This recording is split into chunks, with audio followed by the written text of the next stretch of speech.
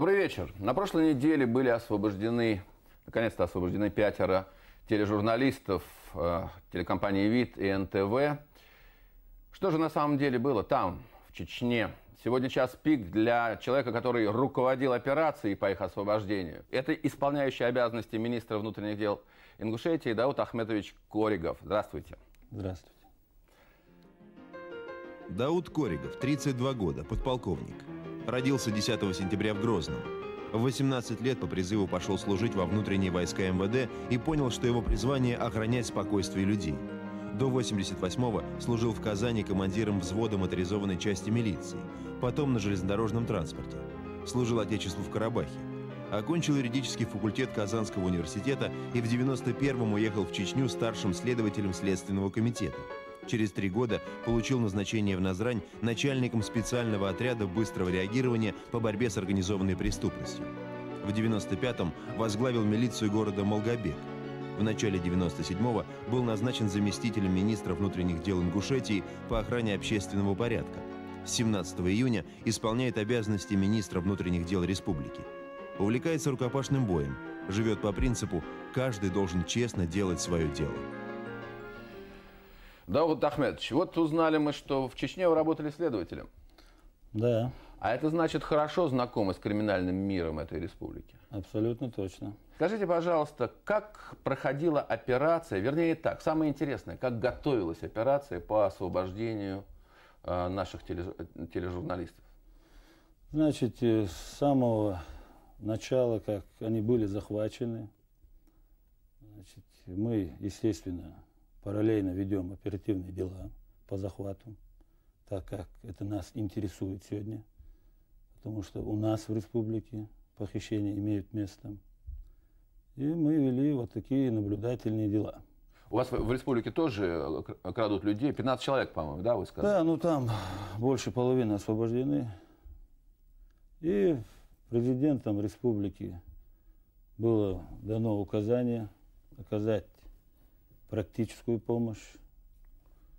И, значит, я лично, так как знаю местность. И местных. Да, и местных, абсолютно точно. И я возглавил эту операцию со стороны Республики Ингушетии и со стороны Республики Чеченской Республики Ичкерия возглавил заместитель министра внутренних дел, бригадный генерал Бажиев Нурди, ныне покойный. Первый эшелон был Чеченская Республика, второй эшелон МВД Республики Ингушетия и третий эшелон Совет Безопасности России. Ну это так, по-крупному, да, стратегически. А вот на самом деле что происходило? Как вышли на людей, которые держали наших журналистов? Ну, знали вышли с самого начала? Нет, во-первых, у них, я вам честно говорю, мне нечего скрывать тут. Дело в том, что обмен журналистов хотели производить на сопредельной территории Дагестана. Была договоренность у них. Я не знаю, почему какой-то у них прокол там был. И во избежание последствий, потому что со стороны Ингушетии, вы должны понимать правильно, это рискованное дело, в принципе. Конечно, да. Да. Когда пахнет такими деньгами, люди теряют все. Я не знаю насчет денег. Я знаю, как это было, и это видели люди, которые со мной были, это Совета Безопасности, и с ОРТ, кстати. Лично вместе со мной в машине мы проехали на территорию Чеченской Республики 39 километров. Практически мы были окружены. Вооруженными людьми? Абсолютно точно. Были окружены вооруженными людьми. Гранатометы, крупнокалиберные пулеметы. Мы были полностью блокированы. И если бы там нас уничтожили, никто бы не знал. Никто бы не знал бы. Так вот, и провели обмен сначала Богатырева Ильяса и Черняева. Обмен на? Ну, я имею в виду обмен. В каком плане обмен, что с машины в машину нам посадили людей. Лично мы туда подъезжали и посадили людей, и я со своей вооруженной охраной выехал с территории Чеченской Республики. Сразу в аэропорт, самолет и в Москву. Скажите, Дауд Ахметович, Вы по работе в Чечне, по тем годам, 92-й, 91-й, да? Да. Вы, может быть, знали тех людей, и я не хочу провоцировать вас на то, чтобы Да вы нет говорили вопросов. то, что не хотите говорить, да? Но, возможно, вы знали тех людей, которые организовали похищение? Это... Я думаю, этих людей не только я не знал. Могу об этом смело сказать. Их и руководство Чеченской Республики не знает, потому что это была третья сторона. Все обросшие, бородатые. Дикари? Да, можно так сказать. А со стороны Чеченской Республики заместитель министра, он влиятельный человек был, мужественный очень.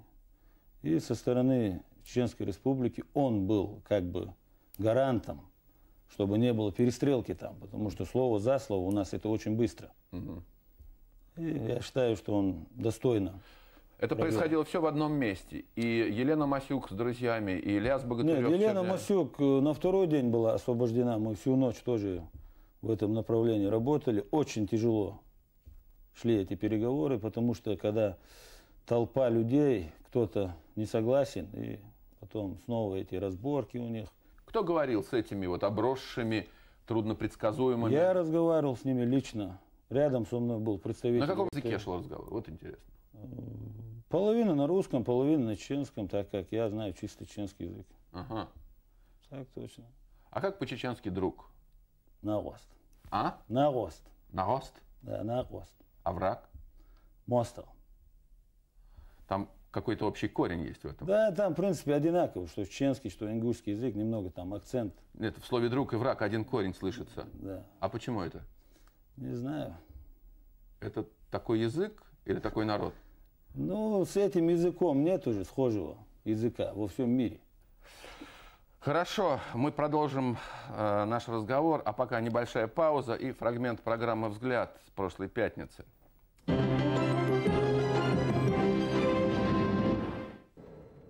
Станица Слепцовская – это ингушский аэропорт. Здесь нас ждали. Те, кто переговаривался с бандитами, и те, кто нас прикрывал. Ситуация у нас непростая, криминогенная, обстановка вы знаете.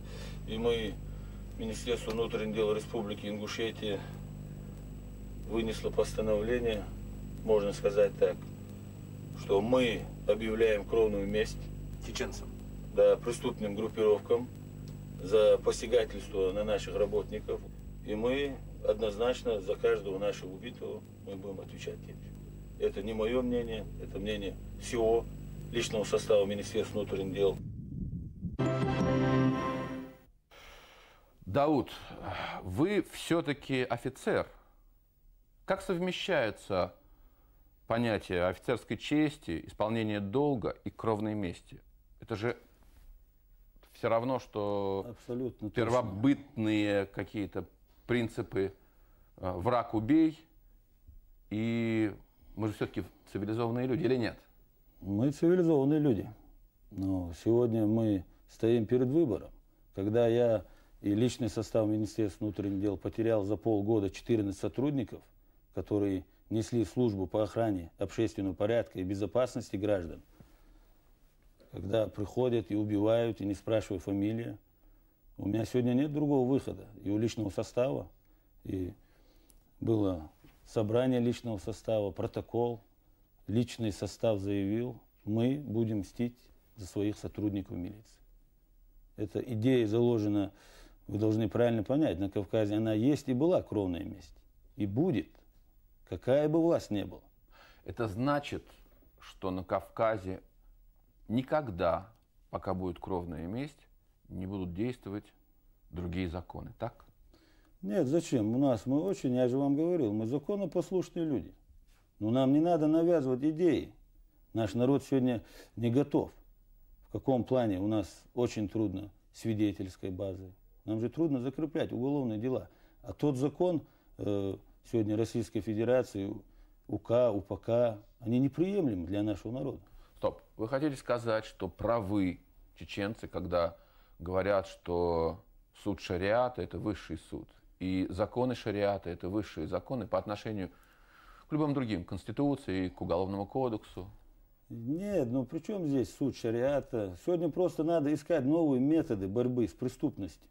Потому что мы руководствуемся теми актами, теми нормативными документами 70-х, 50-х годов. Что из методов работы органов внутренних дел приемлемо для вас и, может быть, неприемлемо для Тулы, Рязани? В Рязани можно спокойно любое дело, я как следователь вел убийство, изнасилование, тяжкие преступления, можно допросить, можно вызвать по повестке, а у нас никто не придет. Ну, мы предложим, я думаю, в ближайшее время свои какие-нибудь изменения с учетом менталитета нации. Они нужны сегодня, они необходимы. Потому что такие дерзкие преступления, которые отличаются особой жестокостью, вот, убийство инкассаторов. То есть вы хотите сказать, что органы внутренних дел должны быть более свободны и, может быть, более жесткие в борьбе с жестокими преступлениями? Нет, свободными они не должны быть. Должно быть единоначалие, как оно должно быть в армии, и дисциплина. Мы буквально за 2 неполных месяца расстались в пределах 200 работников милиции. Нужно очищать ряды, мы очищаем. Ну, тоже где-то встречаем сопротивление со стороны руководителей России. Нам же на месте лучше видно, как обстановку стабилизировать. А в принципе обстановка в республике на сегодняшний день у нас идет снижение преступности.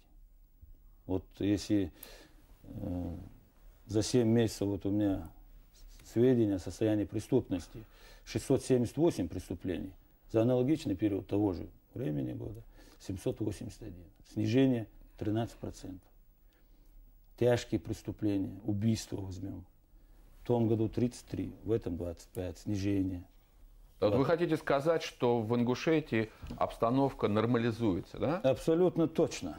Как вы считаете, вот как человек, на руках которого вот такие вот мозоли от постоянных тренировок, вы же мастер по боевым видам спорта, как вы считаете, с преступностью можно бороться только жестокими методами, только силой можно победить преступность? Ну, практика этого показывает. Ну что, какие методы мы делаем? У нас нет методов. Мы ловим преступника за убийство. У нас достаточно информации. А 3 суток только. Статья 122 УПК. Он знает, что его по истечении 3 суток отпустят. Вот, кстати, был указ президента Российской Федерации за номером 1226, по-моему. Да, вот этот был приказ очень приемлем для нашей республики. Мы могли в течение 30 суток проводить оперативные мероприятия с этими людьми. Спасибо. В России много мест с национальными, этническими, географическими особенностями. И здесь трудно говорить о том, что государство делает все, чтобы учесть эти особенности. Одна цитата.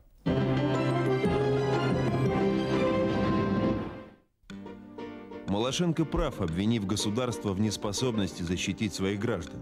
Демонстрируя эту неспособность, оно фактически поощряет похитителей и практику выкупа. Оно способствует терроризму и бандитизму. Кризис, перекидывающийся на отношения между Северной Осетией и Ингушетией и на Дагестан, усугубляется именно бессилием российских государственных структур и отсутствием у них сколь-либо продуманной стратегии, что и доказано победой сепаратистов в Чечне. Станислав Кондрашов, газета «Известия», 22 августа 1997 год. Понятно, что в этой сложной ситуации одного виноватого не найдешь, но вы согласны с тем, что Москва могла бы делать больше и выступать сильнее в роли арбитра между сторонами, будь то Ингушетия, Осетия, Чечня и сопредельные страны? Россия обязана, а не должна была. Она обязана. Если, значит, она не берет на себя такие функции, 5 лет люди не возвращены. Я не политик, я военный человек. Но у меня это тоже. Я же живу в этой республике и вижу этих обездоленных людей. И 5 лет не могут решить проблему с беженцами. А какой тогда идет здесь? По каким законам мы должны жить тогда? Как я могу объяснять людям, когда я их ловлю? Они мне говорят, о каких законах вы нам говорите, какие УК? когда вы 5 лет нас не можете вернуть. Около 40 тысяч беженцев еще не возвратились. По разным данным вернулось, по данным... 11 тысяч вернулось. Да, по одним данным 11 тысяч, по другим намного меньше. Но, тем не менее, это десятки тысяч бездомных, обездоленных, совершенно не по их вине, они ни в чем не виноваты. Вот Аушев просит президентского правления, прямого президентского правления над пригородным районом, над спорными, скажем так, осторожно, территориями. Почему ингуши заинтересованы в прямом правлении Москвы? Тут дело в том, что, конечно, сегодня легко говорить, как идут плохо дела у соседей. Я имею в виду насчет преступности и тому подобное. Но есть факты. Сегодня кто-то может специально, какая-то третья сила нагнетает обстановку в этом регионе. Потому что началось массовое заселение ингушей. И тут же подбивают автобус, убивают. Каждый день какие-то взрывы непонятные. Нас, как сотруднику Министерства внутренних дел, оперативную группу не допускают к месту происшествия. Ну, тут понятно, тут семьи убитых, якобы безопасность не можем гарантировать. И эти вопросы, они сегодня имеют место там. Я считаю просто, если сегодня Россия не в состоянии решить эту проблему, надо уйти в сторону, вывести свои войска, и мы по горским обычаям заберем, не заберем, значит. Решим этот вопрос очень быстро. Я ни в коем случае не имею тут вооруженное какое-то вторжение. Я имею в виду, мы, два горских народа, сядем и разберемся. Надо пополам поделим, надо объединимся, сделаем Остино-Ингушскую республику. Но мы быстрее наведем порядок в этом направлении. Вы так уверены в этом? Конечно, уверен. А что вас заставляет так уверенно об этом говорить? Я имею в виду, сегодня с Министерством внутренних дел Северной Осетии, Алании у нас контакт, мы проводим совместные мероприятия, никаких проблем нету. Мы поставим свои посты вместе, свой личный состав поставим вместе, и все наладится. Значит, это нужно какой-то третьей силе, о которой вы говорите. Что это за сила? Что это может быть? Ну вот я не знаю. Вы же нагнетаете обстановку. Так. Средства массовой информации, что в Ингушетии криминогенная обстановка осложняется, похоже на 92-й год. Да никакого 92-го года не будет. Да, вот такие публикации были последние 2 недели. Зачем нагнетать эту обстановку? В Ингушетии между 50 и 60, по разным данным, трудоспособного населения сейчас в силу экономической ситуации, понятной и тяжелой почти повсеместно, без работы. Вы с Русланом Султановичем там на правительстве думаете о том, как занять людей? Ведь это же, как в ваших кругах говорят, среда, безработная – это среда для роста преступности. Мы должны понять, что занять надо людей тех, это промежуток от 18, 20 до 40. Вот этих людей нужно занять делом. И то, что мы можем делать, Министерство внутренних дел, мы расширяем за счет местного бюджета. Потому что молодежь, она делает, статистика это показывает, да. Преступность кто делает. И мы наведем порядок, у нас нет проблем. Наведем порядок, нерадивых, всех убираем и будем убирать однозначно. Убираем это что значит? С работы увольняем. Проводим расследование, если имеет факт, убираем с работы. Сегодня политика у нас, я думаю, надо наводить жесткий порядок. Потому что иначе нельзя. Похищение людей, другие преступления. Так вот. Ну хорошо, значит, я так понимаю, вы за то, чтобы органы внутренних дел были сильными, конкретно действовали, были обеспечены и материально, и финансово, и людьми, и имели достаточно сил, средств и свободы для того, чтобы самим навести порядок. Абсолютно точно. Я хочу, чтобы Министерство внутренних дел Республики Ингушетия занималось только тем, что выдает права и удостоверение личности. Теперь телефонные звонки. Слушаем вас. Здравствуйте, меня зовут Наташа, я из Клина. Скажите, пожалуйста, вот вы договаривались с террористами, договаривались и отпустили их. А во многих странах, например, в Израиле, с такими людьми поступают очень жестко. Вы считаете, что террористам нужно идти на уступки? Было бы точнее сказать, что они нас отпустили. Потому что превосходство там было в 10-кратном размере. Вы честный человек. Абсолютно точно. А как иначе-то? И мне бы хотелось сказать по этому поводу, вот я сейчас разбираюсь, кто там дал информацию президенту республики, уважаемому мною Масхадову. Это высокопорядочный человек, я вам говорю однозначно, что он не связан ни с какими-то этими бандгруппами. И я считаю, что люди, которые говорят сегодня это, что мы получили информацию от Министерства внутренних дел Республики Ингушетия, что сумму какую-то получил Бараев, что это исходит от министерства. И я буду разбираться с этими людьми. Кто это дал такую команду? Кто это говорит? Это же умышленно накаляют обстановку между чеченами и ингушами. Я имею в виду отдельными полевыми командирами. Сегодня для меня нет никаких полевых командиров. Для меня есть законная власть Чеченской Республики. И все. А методы, которые мы сегодня приводим, вот это кровная месть и тому подобное. Сегодня Министерство внутренних дел 3500, и я в состоянии подавить любое, значит, вооруженное оно было, любой конфликт, как внутри республики, так и с ней. Спасибо. Достойный финал программы, мне кажется. Вот это последнее заявление. Я желаю вам успеха. Это был час пик для Дауда Ахмедовича Коригова, министра внутренних дел Республики Ингушетия. Счастливо вам. Спасибо.